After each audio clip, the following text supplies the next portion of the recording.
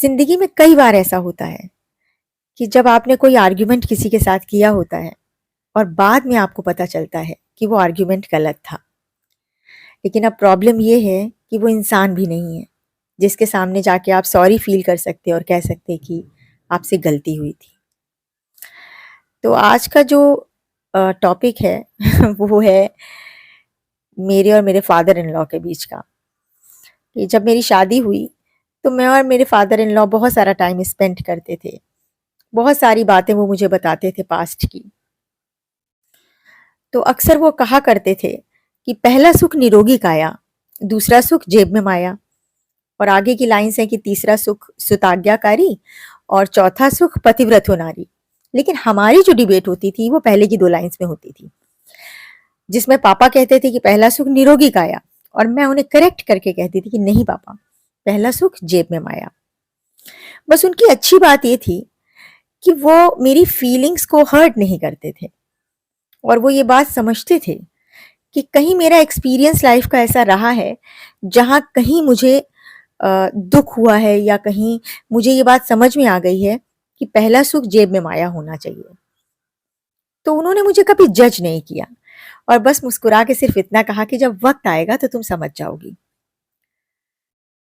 पापा की डेथ के कुछ सालों के बाद मैं एक बड़ी बीमारी से जब गुजरी तो मुझे उनकी बात बिल्कुल सही समझ आई।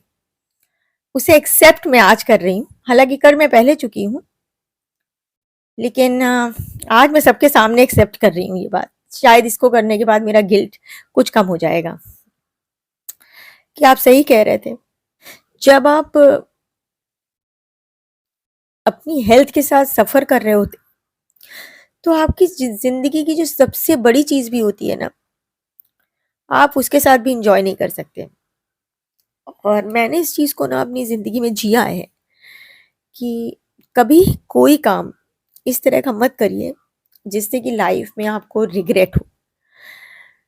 नो डाउट पैसा बहुत कुछ होता है, लेकिन उस एक इंसिडेंट ने मुझे साबित किया कि वो सब कुछ नहीं होता है। मुझे सबसे ज्यादा शौक कपड़ों का है। इतना ज्यादा है कि मैं यूं भी जाऊं तो खरीद लूं।